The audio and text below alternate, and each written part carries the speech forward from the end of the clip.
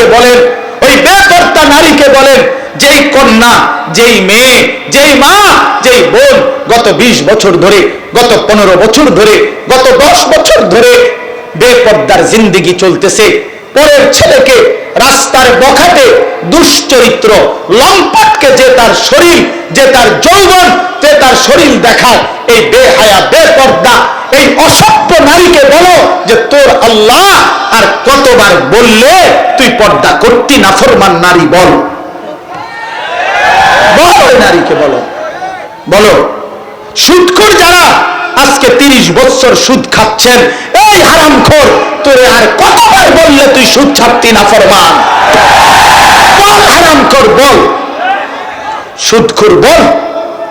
এই ঘুষখোর বাটপার, বল ঘুষখোর, আর কতবার তোর আল্লাহ নিষেধ করলে তুই ঘুষ ছাড়তি বেঈমান?